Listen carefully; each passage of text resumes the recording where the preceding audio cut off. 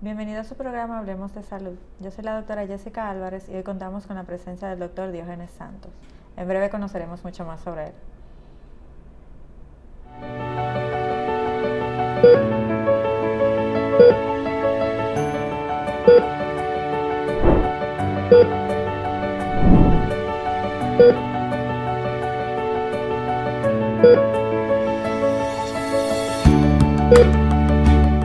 ¿Sabías que el ser agradecido puede tener un impacto positivo sobre tu salud física? Mi nombre es Cristal Santana, psicóloga clínica, y en el día de hoy te invito a que junto a mí reflexiones sobre el agradecimiento. El agradecimiento no busca negar o evadir el malestar, no busca negar o evadir el que padecemos en esta tierra, dolor o sufrimiento. Somos propensos a, como seres humanos, padecer de situaciones adversas o vivir situaciones que demandan de nosotros mucha estabilidad, paz, tolerancia. Sin embargo, el agradecimiento lo que sí busca es que tengamos una visión un poco más abierta de la vida. Lo que busca es crear apertura emocional para que no solamente seamos capaces de reconocer el malestar cuando viene y toca la puerta, sino que también sepamos reconocer cuando la alegría nos visita o cuando estamos enfrente de una situación que quizá no muchos tengan el privilegio de vivir. El agradecimiento no busca evadir la queja. De hecho, que te quejes, aunque suene un poquito ilógico, es de beneficio para tu salud mental. Reconocer que padeces de dolor te hace una persona sana emocionalmente, porque es una respuesta esperada de todo individuo. Sin embargo, el que puedas también reconocer que quizá hoy estar de pie es una alegría o un motivo para sonreír, también te hace una persona emocionalmente estable y emocionalmente abierta. La flexibilidad nos permite convivir con nuestro entorno de manera apropiada. Y no solamente es de beneficio para nosotros, sino que también es de beneficios para todo aquel que convive con nosotros. Es de beneficio para nuestra familia, para nuestra comunidad, y de hecho es como si regaláramos bienestar al nosotros estar bien. El agradecimiento, al ser flexible, pues disminuye los síntomas de ansiedad y disminuye los síntomas de depresión. El agradecimiento te permite tener una visión un poco más optimista sobre la vida. Y no quiere decir que no van a haber problemas, pero sí quiere decir que vas a ver la solución a esos problemas y vas a saber reconocerlas. El ser agradecido te permite crecer como individuo y te permite crecer como ser humano. ¿Cuándo fue la última vez que dijiste gracias? ¿Cuándo fue la última vez que te sentaste a reconocer todo aquello que te genera una sonrisa en el día a día, aunque quizá no cambie tu vida por completo? En el día de hoy, yo como psicóloga te invito a reconocer por qué estás agradecido el día de hoy. Quizá por aquella persona que siempre ha sabido apoyarte, quizá por el hecho de que tienes trabajo y puedes sostenerte a ti o sostener a tu familia, o quizá por el hecho de que puedes ir a la universidad o al colegio a estudiar. En el día de hoy te invito a practicar el agradecimiento sin negar tu malestar.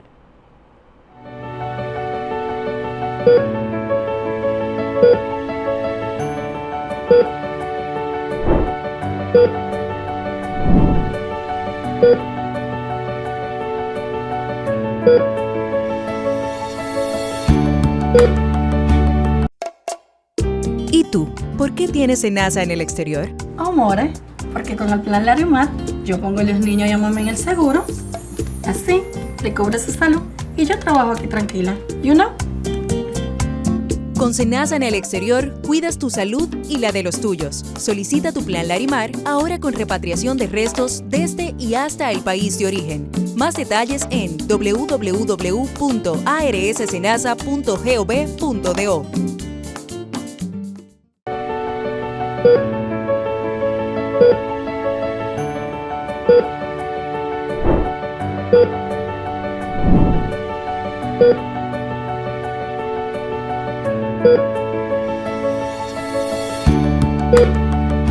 Como dije anteriormente, hoy contamos con la presencia del doctor Diógenes Santos, neurólogo. Doctor, muchísimas gracias por haber venido hoy a nuestro programa. Gracias por la invitación. Para mí es un honor estar acá contigo para darle las cápsulas importantes para los pacientes de epilepsia. Sí, doctor, sí, exactamente. Iba justo a hacer la entrada de que vamos a hablar de epilepsia. Un tema que tiene muchos tabú. Entiendo que aquí vamos a abrir y a preguntar muchas cosas que quizá muchas personas desde la casa tienen esas curiosidades y sienten vergüenza. Lo primero es, doctor, ¿qué es la epilepsia y cómo afecta a una persona?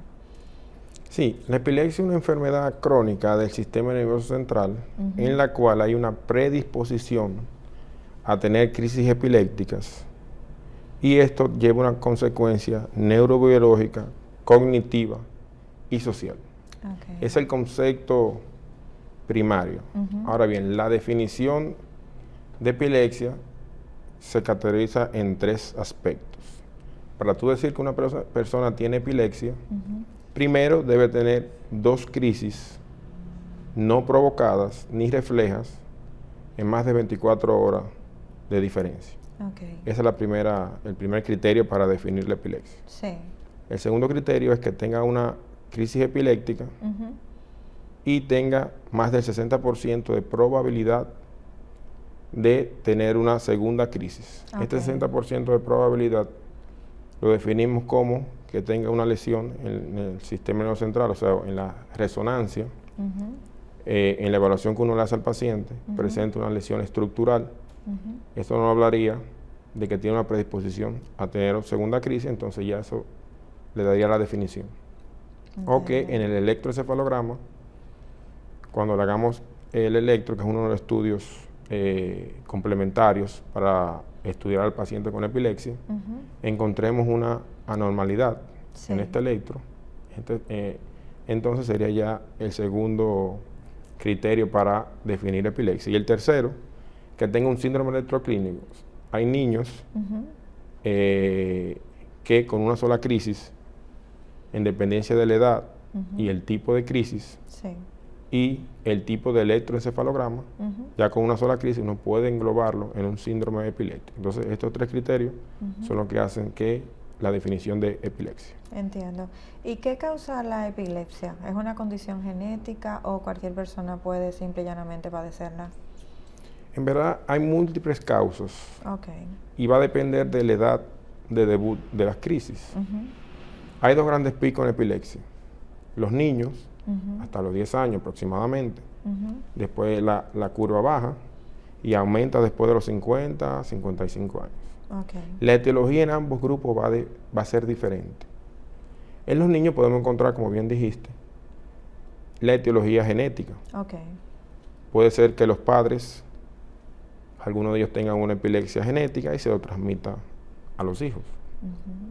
Pero también puede ser una mutación de novo, o sea que ninguno de los padres tienen algún antecedente de epilepsia, pero el niño sale con una epilepsia genética. Pero también tenemos causas estructurales. Hay malformaciones de desarrollo cortical, que son de las etiologías que vemos más frecuentes en los niños, que por cierto es una causa de epilepsia de difícil control o refractaria, en el cual también hay una mutación genética y nace con una, como nosotros decimos, una cicatriz, una lesión, una malformación de la corteza cerebral que lo va a predisponer a tener crisis. Pero también niños que han tenido procesos infecciosos, meningitis, encefalitis, algunos de ellos sí podría tener algún tipo de epilepsia, o sea, como secuela, no todos.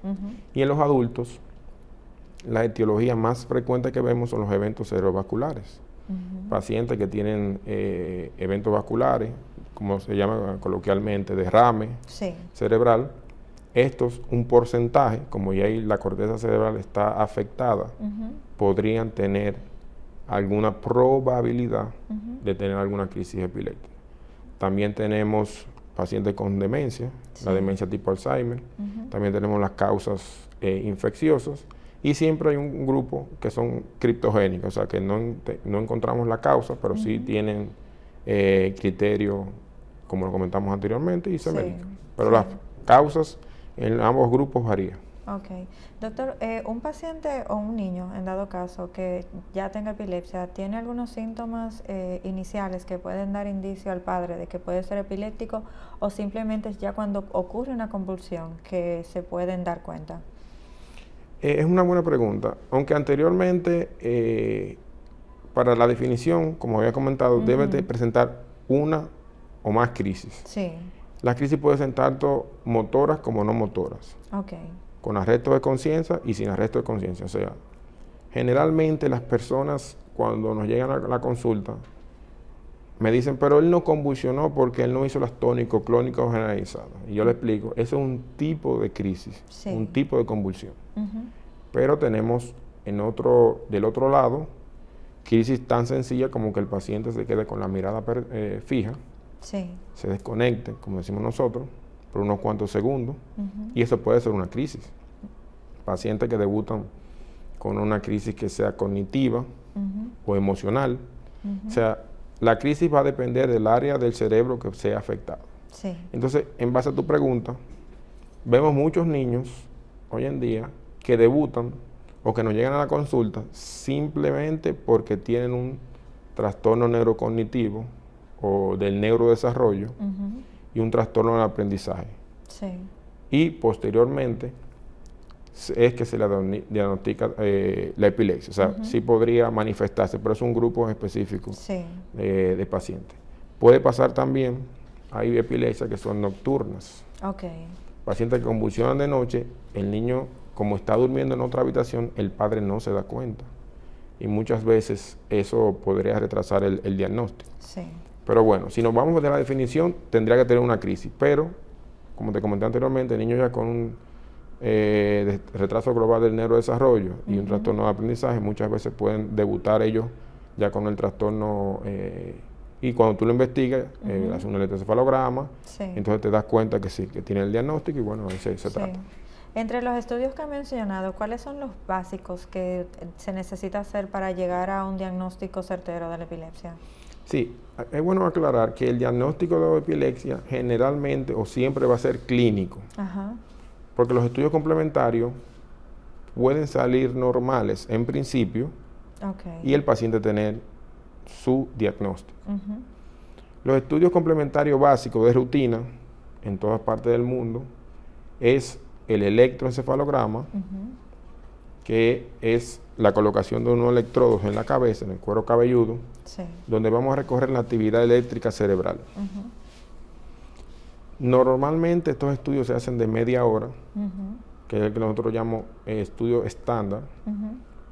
que podríamos tener la suerte de encontrar la normalidad, pero no siempre puede pasar eso. Se habla de que la probabilidad de un primer estudio de tú encontrar la normalidad eléctrica es de un 30 a un 40% en centros avanzados. Sí. Entonces, por eso te comenté que el estudio esté normal y tú tengas una clínica sugestiva de crisis, ya eso te hace el diagnóstico. Sí, sí. Fíjate, cuando te hablé de la definición, Ujú. no te hablé de estudios comprobatorios, Ajá. en principio. Sí. Y el otro gran estudio que tenemos es la neuroimagen. En este caso se precisa de una resonancia magnética nuclear o imagen por resonancia magnética, Ujú. mínimo de una capacidad de 1.5 Tesla, porque los resonadores se evalúan en base a su capacidad. Ujú. Ya en el país, gracias a Dios, tenemos estudios o equipos que cumplen esta característica. Sí. ¿Por qué tienen que ser mínimo 1.5 Tesla? Ujú. Porque se ha visto que hacemos estudios en resonadores de menor capacidad, aumenta la probabilidad de no encontrar la lesión, Sí. porque la resonancia es lo que nos va a ayudar con la etiología. Ujú. Entonces, mientras más definición Ujú. y mientras más, o sea, tengamos un protocolo convulsivo, o sea, Sí. un protocolo de epilepsia en el equipo, Ujú. y tengamos obviamente un neuroradiólogo, Ujú. va a aumentar la probabilidad de encontrar la cicatriz como causante de la zona epileptógena, entonces, Sí. y por ende el causante de la epilepsia. Sí. ¿Por qué un paciente convulsiona con epilepsia? O sea, ¿por qué tiene esa reacción? Porque Si tengo fiebre, o sea, si tengo un proceso viral, tengo fiebre, pero es como Es muy una buena abrupto, pregunta. Sí, muy siempre- abrupto la sintomatología. Hay que aclarar que no todo el que convulsiona es epiléptico. Ajá. Y no toda epilepsia es convulsión. Por eso te Ok. comenté que hay varios tipos de crisis. Sí. Pero no es menos cierto que están las crisis agudas, como decimos nosotros, Ujú. que se deben a un paciente que, como en el caso que dijiste, aumentó la fiebre Sí, o tenga una neuroinfección, podría convulsionar y no necesariamente va a ser epiléptico. sí. O un paciente que el azúcar le baje mucho, la glicemia, Ujú. o le aumente mucho la glicemia, podría convulsionar y no necesariamente va a quedar con el diagnóstico de... Por eso te hablé que el primer criterio es 2 crisis Ajá. por más de 24 horas no provocada. O sea, ya cuando hablamos de que la glicemia está baja o alta, ya es provocada. Exacto, hay una Cuando causa. tenemos fiebre, es provocada, hay Sí, una causa. Sí, sí. Hay traumas craneoencefálicos que tú puedes convulsionar en lo agudo y no necesariamente vas a tener crisis. Ujú. Te baja el sodio, Ujú. la sal del cuerpo, tú podrías convulsionar. O sea, hay muchas causas. Ok. Pero la definición de epilepsia es eso, que sea aguda. Ok. De hecho, dentro de los criterios que nosotros tomamos para pensar que que podría ser una epilepsia es eso, Ujú. que es un trastorno paroxístico, que sea breve, que sea estereotipado, o sea, que sea parecido, y que sea agudo, de un inicio y un final súbito. Ok. Entonces, aunque cabe destacar que algunos pacientes sienten lo que nosotros llamamos el típico aura, previo a la crisis, Ujú. ellos sienten algo que le avisan, muchos le da tiempo a sentarse, pero hay otras crisis que son súbitas. Entonces, Sí. una característica de la epilepsia es eso, el inicio súbito. Sí. ¿Y puede haber alguna causa que, o sea, ya sea del tipo emocional, que pueda conllevar a una crisis súbita en un paciente? No, es una excelente pregunta. Sí. Sí, porque aquí hay varios grupos. Ajá. Uno es el paciente epiléptico que tiene la principal comorbilidad en epilepsia es los trastornos psiquiátricos, dígase depresión y ansiedad. Ok. O sea, un paciente epiléptico tiene mayor probabilidad, se habla de un 30%, y en las epilepsias de difícil control Ujú. tenemos incluso hasta un 50% de probabilidad de tener depresión, Ujú. ansiedad, Ujú. entre otras comorbilidades. Sí. Obviamente, estos pacientes siempre hay que vigilar el estado de ánimo, Ujú. porque hay una relación directa entre la epilepsia y el estado de ánimo, porque Ok. se ha visto que estructuralmente son estructuras similares en los Ujú. hipocampos. Entonces tenemos a veces el paciente que tú le estás dando buena medicación, pero el estado de ánimo está alterado y no se te controla bien. Entonces la literatura te dice, bueno, tienes que llevar las dos cosas. Ujú. En el otro ámbito hay grupos de epilepsia, en este caso las epilepsias genéticas, Ujú. que los factores estresantes, la ansiedad, Ujú. como factor precipitante Ujú. de una crisis sí está descrito. Ahora bien, que una ansiedad te genere o te desarrolle una epilepsia son cosas diferentes. O sea, Sí. una cosa es un factor precipitante Ujú. y otra es que la ansiedad y la depresión por sí mismo te generen una convulsión. Ahora bien, siempre se ha dicho que como hay una estructura similar, Sí. los pacientes con trastornos psiquiátricos ya severos sí tendrían mayor probabilidad, estamos hablando de probabilidad, Sí. porque repito, hay una relación bidireccional, siempre se ha dicho eso, pero son pacientes ya con una predisposición, lo que yo digo, tú te caes en una depresión, yo caigo en una depresión, porque tú sí, yo no, entonces Exacto. debe haber un factor X, o sea, hay algo más, tú debes Sí. tener algo más que yo no tengo, entonces, Sí. pero así yo tener... Porque en estos pacientes con trastornos psiquiátricos muchas veces el diagnóstico diferencial de las crisis epilépticas son las crisis funcionales o lo que llamamos crisis psicógenas. Son pacientes que no tienen epilepsia y hacen crisis como si tuvieran epilepsia. Sí. Pero es ya un diagnóstico diferencial. Sí. Y generalmente tiene un antecedente psiquiátrico de afectación con la pareja, ha recibido bullying, maltrato psicológico, sexual. Pero ya es Sí. otro grupo de otra entidad Sí. que tratamos junto con el psiquiatra. Pero como epilepsia como tal, directamente puede haber una relación, puede haber mayor probabilidad, pero no es la causa directa. Tú debes tener una Entiendo. predisposición estructural, generalmente, para tener Sí. estos casos. Sí. ¿Qué siente un paciente cuando le está dando una convulsión en la epilepsia? Como te comenté anteriormente, las crisis pueden ser motoras y no motoras, y con arresto de la conciencia y no arresto. Sí. Generalmente el paciente, si es una crisis focal con conciencia preservada, ellos pueden sentir el movimiento, si es focal, o sea, focal que habla de que una parte del cuerpo es la afectada. Este es un grupo de crisis que el paciente te refiere, mira, yo me doy cuenta. Obviamente con las sacudidas, al final ellos pueden presentar un poquito de dolor en el brazo afectado. Sí. Pero la gran mayoría de las crisis hay una alteración parcial o total de la conciencia. O sea, el paciente dice, sentí el aura, en algunos casos, perdí la conciencia y no supe más de mí. Sí. Ahora bien, si está parado o está en una bañera, se va a caer. Se va a caer.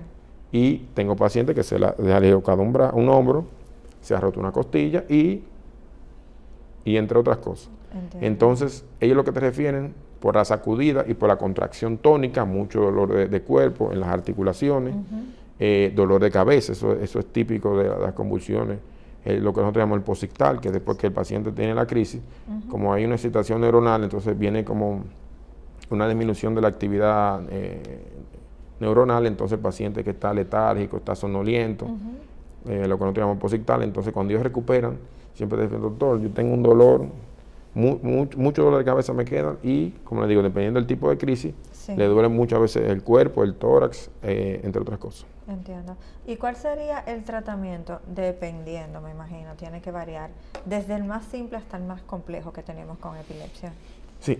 El tratamiento, a pesar de que la ciencia ha avanzado, todavía nos asistimos con los fármacos, que anteriormente se llamaban antiepilépticos, pero ahora mismo se llaman, el término correcto sería anticrisis. Anticrisis porque la mayoría de los medicamentos no son curativos, son controladores de la enfermedad. Van a disminuir que esa excitación neuronal llega a un punto de ebullición y se provoca la convulsión. Por eso la importancia de siempre crear conciencia en el paciente y decirle, tienes que tomarte tus medicamentos diario, porque si no dejas de tomártelo un día, es como si no te lo tomaras. Dejas de tomarte 3 o 4 días, como si nunca te lo hubiera tomado, viene una convulsión, entonces todo el trabajo se perdió. Entonces, todavía, aunque tenemos fármacos modernos y en el mundo hay aproximadamente 20 o 21 moléculas, el 70% de las convulsiones de las epilepsias se van a controlar con medicamentos. Hasta un 45 o 50% se va a controlar con un solo medicamento. El resto, hasta el 70, 75%, dependiendo de la literatura, se va a controlar con 2 medicamentos.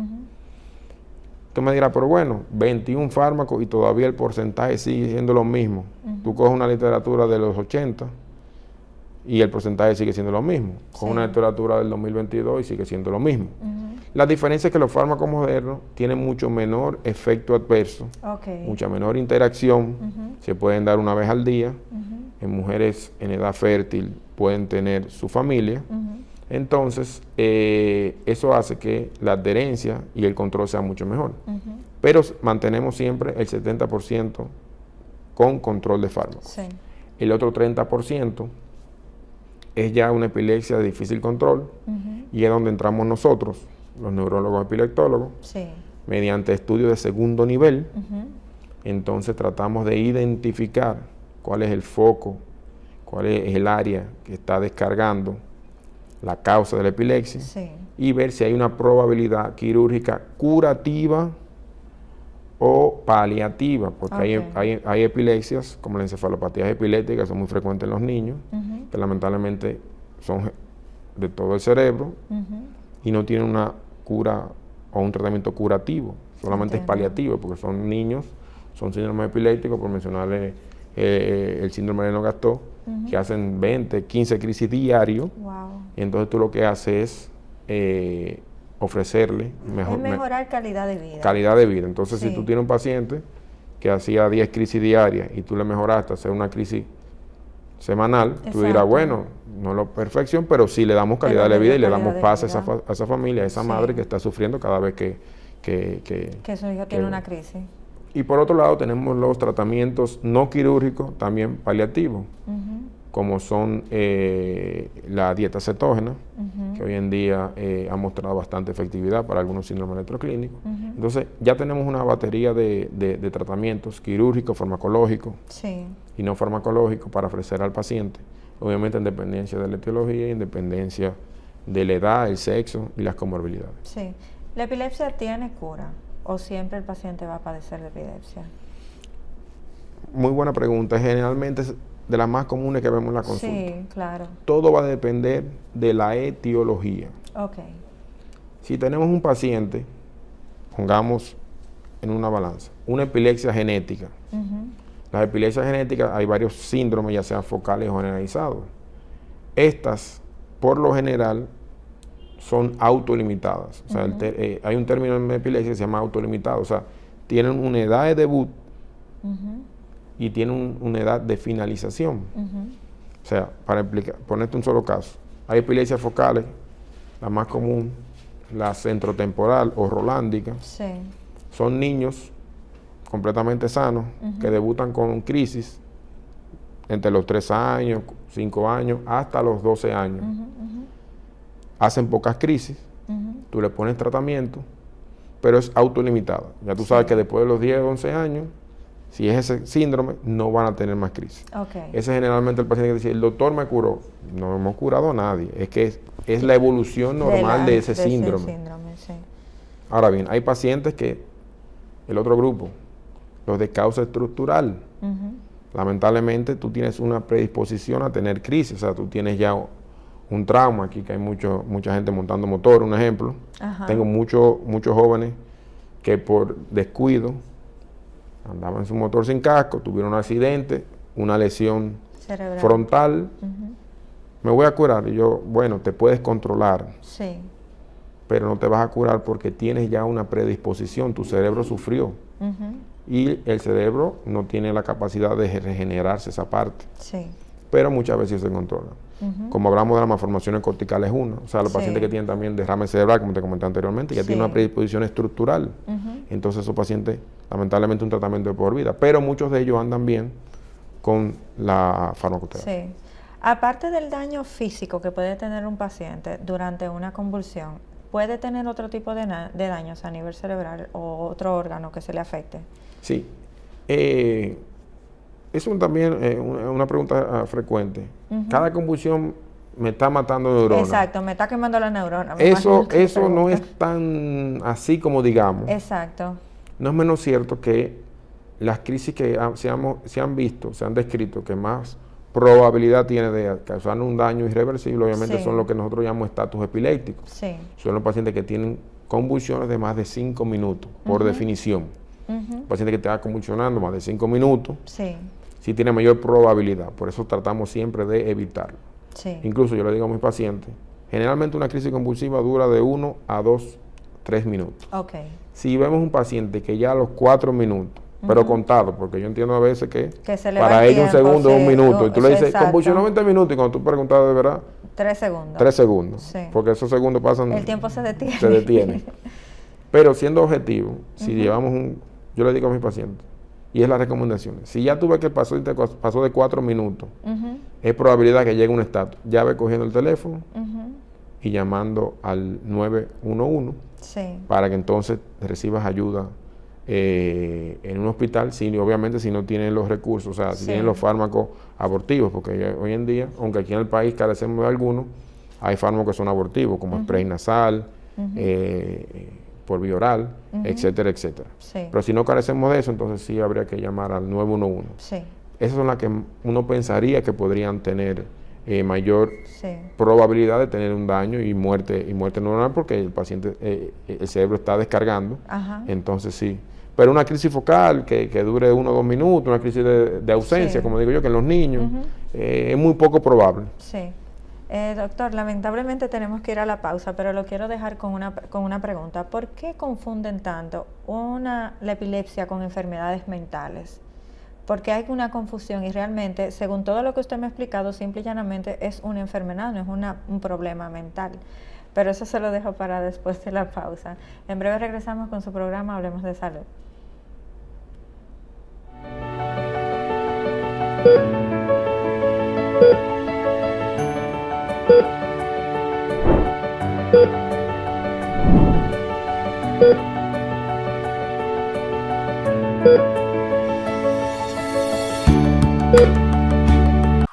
¿Qué es Parquéate Bien? Es un plan piloto que procura generar conciencia a la hora de parquear en las calles del Distrito Nacional. Es muy fácil colaborar parqueándote bien en las vías. Si tu vehículo se encuentra parqueado sobre la X o en la señal de no estacione, el mismo será removido por un agente de la DGCET que recorre las zonas durante el horario de operación. Parquéate bien.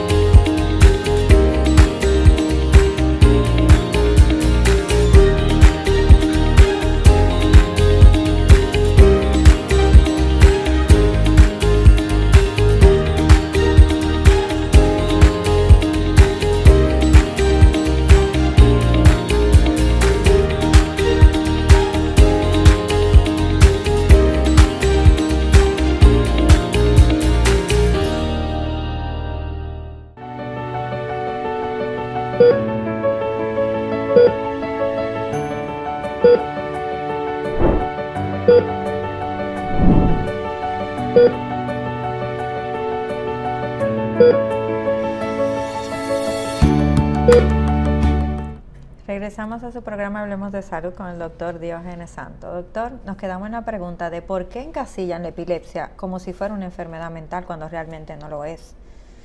Sí, esto es parte de los tabúes que tenemos en nuestra sociedad y en otros países.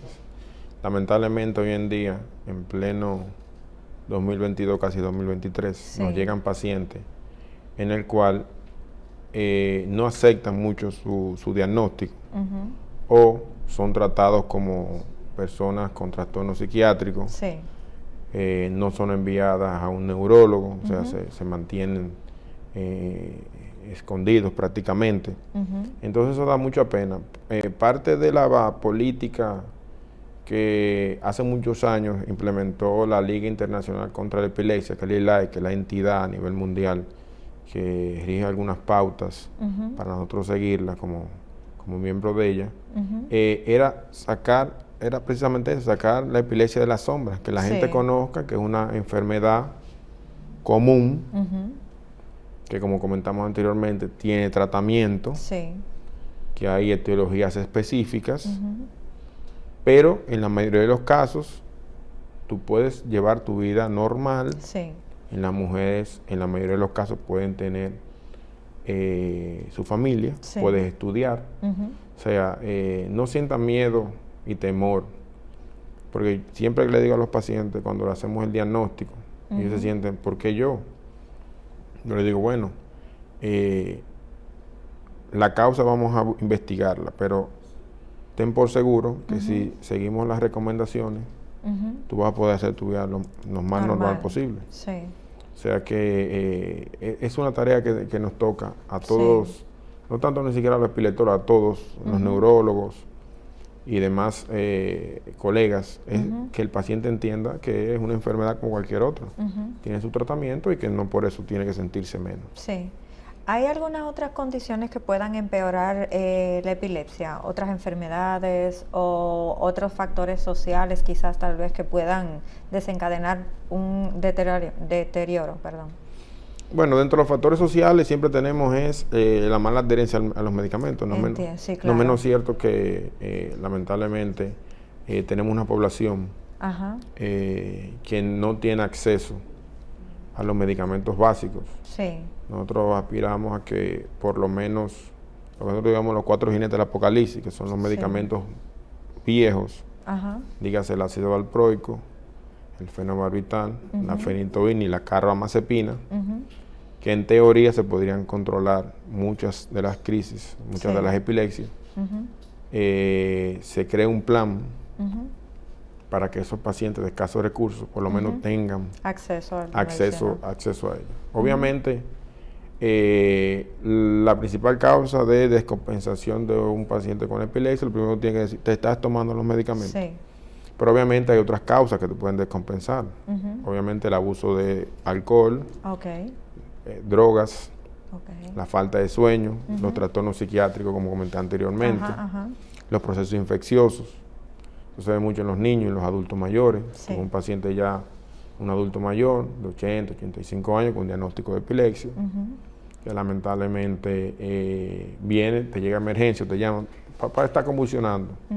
Y de las cosas que tú tienes siempre que descartar es los procesos infecciosos urinarios, un ejemplo, o de origen pulmonar, y esas son causas de descompensación. Sí. Por eso siempre tenemos que velar por la buena higiene y evitar estos desencadenantes.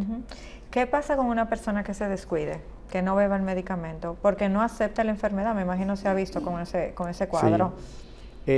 Lo que más puede pasar, lamentablemente, es que caiga en crisis a repetición, que llega a un estatus epiléptico, que ya sí es una urgencia neurológica. Sí. Y obviamente esto la lleve a la consecuencia que lleva un estatus, que ya sea muchas veces entrar a unidad de cuidado intensivo, ser entubada, por ahí viene la bronconeumonía, y demás, y sus demás familiares, como digo yo. Entonces, lo ideal siempre es la buena adherencia.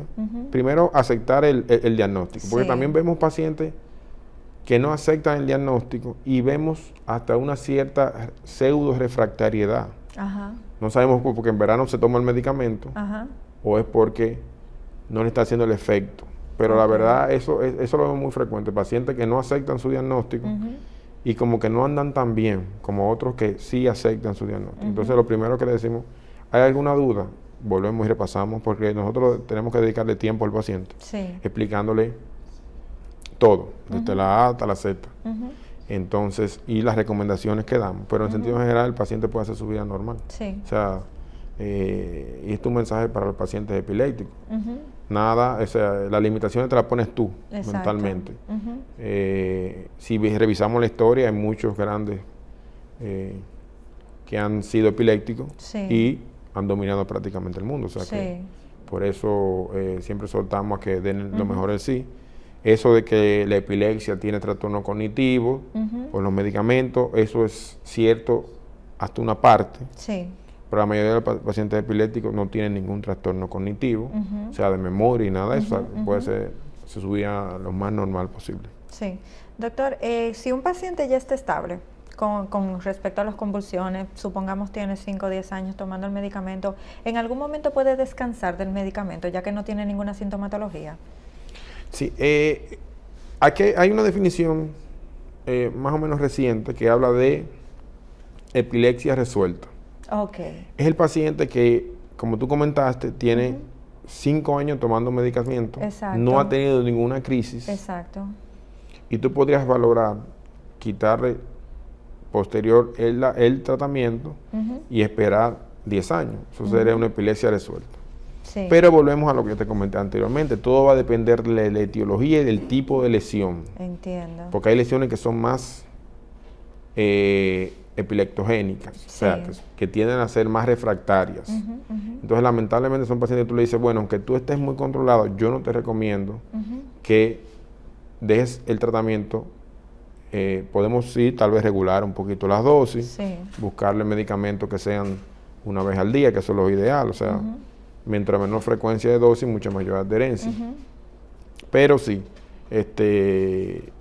hay pacientes que podrían estar libres de crisis después, o sea, uno retirarle la medicación después que 5 años sin crisis. Sí. Otra cosa, doctor, como lo confunden con trastornos psicológicos, ¿a dónde debe ir primero una persona que está convulsionando? ¿Cuál es el primer médico a donde debe ir? Porque entiendo que hay una confusión también.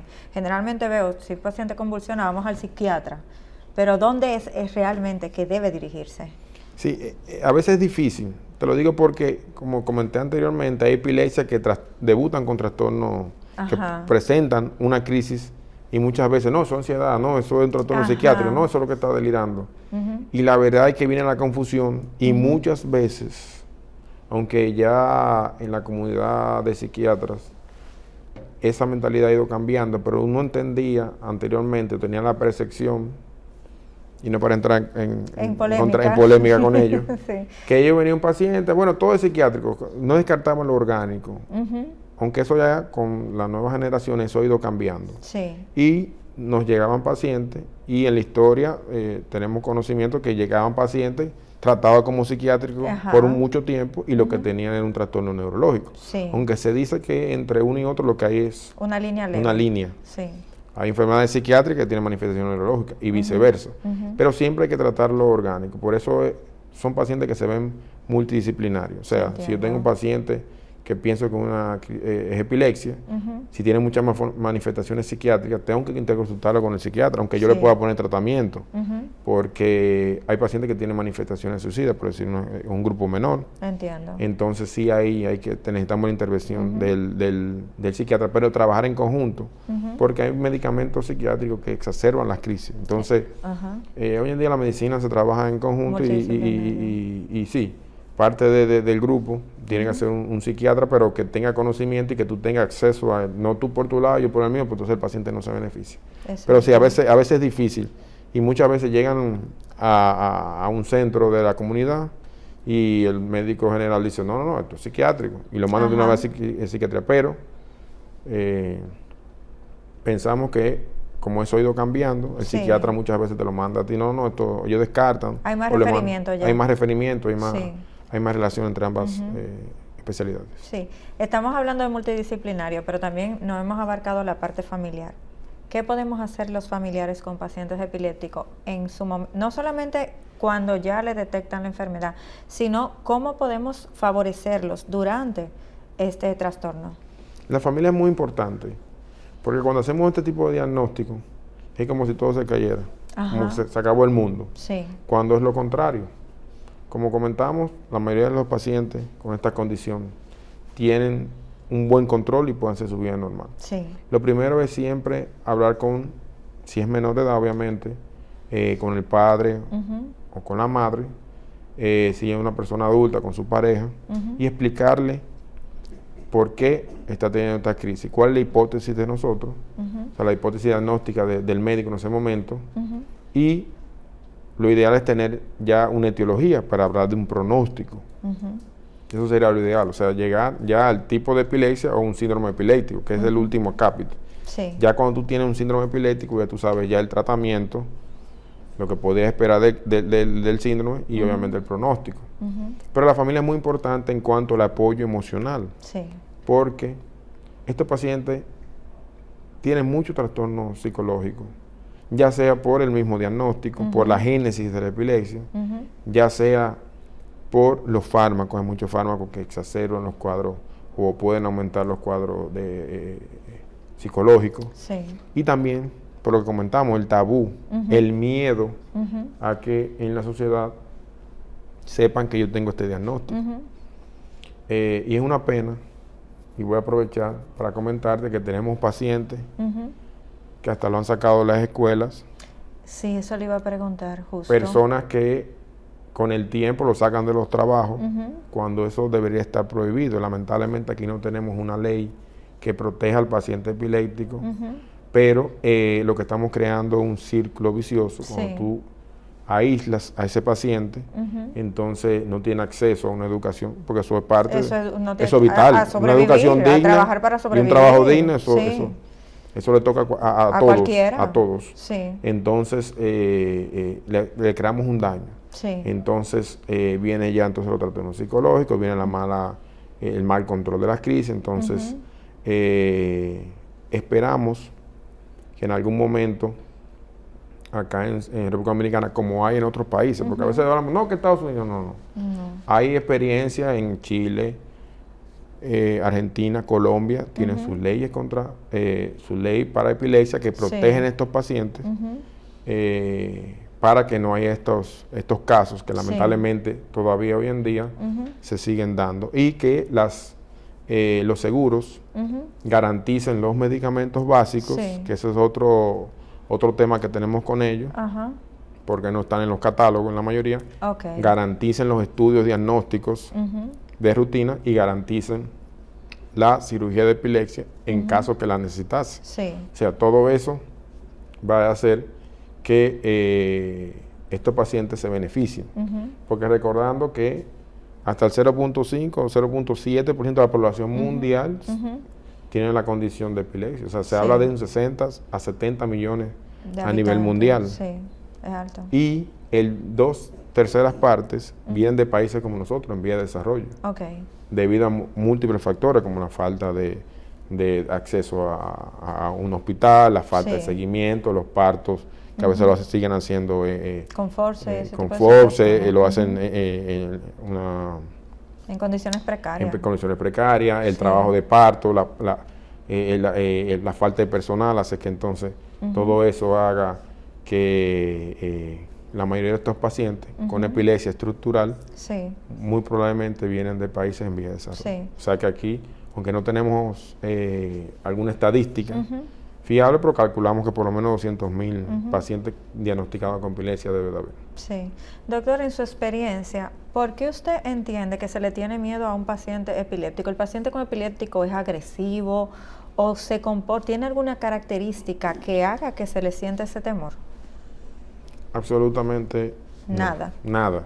Paciente epiléptico es como cualquier otro, una condición que yo mismo la podría tener y ustedes no saberlo. Exacto. O sea, es una condición como, yo siempre hago el símil, es como tú tener hipertensión, ser diabético, tú te tomas tu medicación al pie de la letra y muy probablemente, en la mayoría de los casos, no vas a tener ningún problema y vas a poder hacer tu vida normal, vas a trabajar, vas a poder estudiar, vas a tener tu familia y no va a haber ninguna complicación. Entonces, no. Obviamente siempre hay un grupo de pacientes que son ya de encefalopatía epiléptica, que sí cursan con trastorno ya de personalidad, del desarrollo, pero es un grupo muy pequeño. Muy pequeñito. Es otro, pero la mayoría... Ese es el que me imagino que trabaja con los psiquiatras, que ya es un trabajo correcto, ya multidisciplinario. exactamente. Con el neuropediatra son muy pequeños, el psicólogo muy importante también, y el psiquiatra, entonces lo trabajamos en conjunto, pero es un grupo muy pequeño. La mayoría de los casos son pacientes que tú lo ves caminando por ahí, si tú no sabes que son epilépticos, no va a pasar nada y no tienen agresividad, o sea que por eso la importancia, de todos modos, porque, repito, muchos empleadores se enteran del caso y entonces sacan a la persona sin tener ningún criterio. Obviamente ellos se agarran de otra cosa, pero reducción de personal o que llega a tratar una sola vez, pero no, la mayoría de los casos con su medicación andan bien y exhortamos a que la gente... Que tengan esa inclusión. Claro. Y si en dado caso trabajamos en un lugar donde haya una inclusión para este tipo de pacientes, en un momento de una convulsión, ¿cómo podemos ayudarlo y qué debemos hacer? Sí, eso es una excelente pregunta también, porque cuando hay una convulsión nadie sabe qué hacer. Nadie sabe qué hacer. ¿A quién llamamos? ¿El médico? Entonces, llamen al 911. No, al 911. El 911 a veces sabemos que tarda un poquito.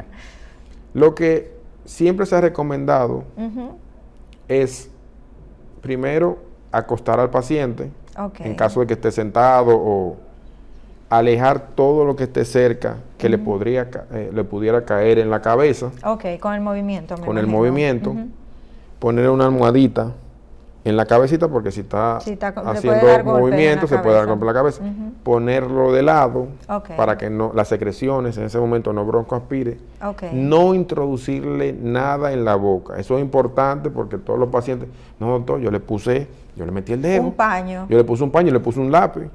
Entonces, cuando usted hace eso, con la fuerza, como el paciente no tiene conciencia y una fuerza bastante importante, primero, puede romper el objeto, se lo puede tragar, entonces es una complicación. Exacto. Segundo, si le introduciste el dedo, te lo puede partir y te lo puede atar. Hay pacientes que se han quedado sin dedo.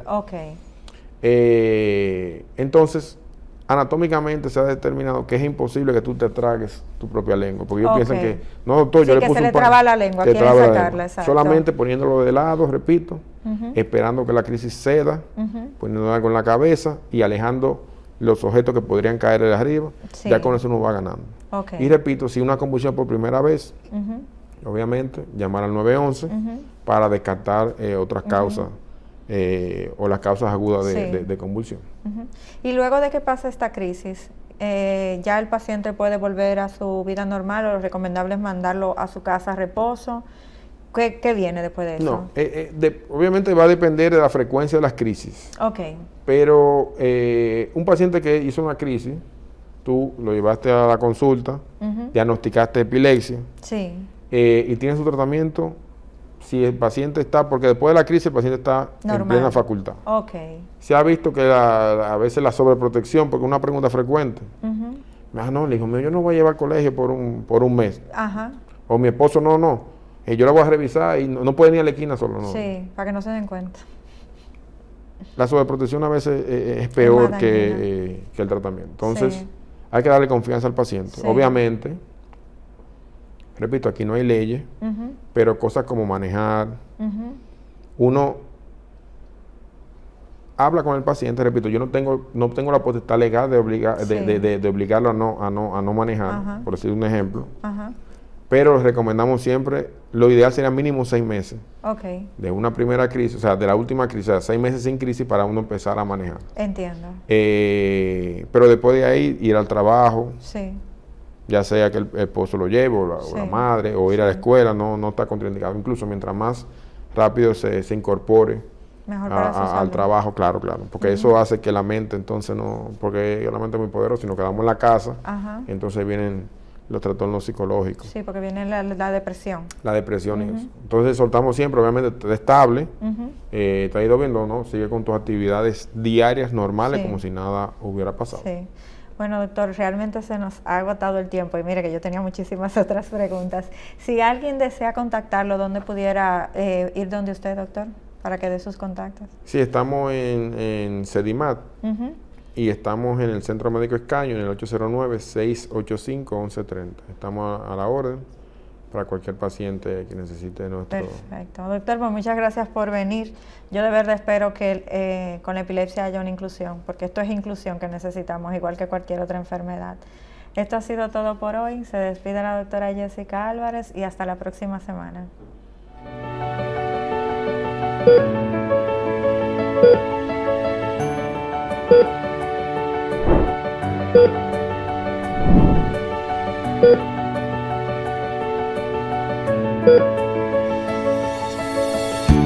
Thank you.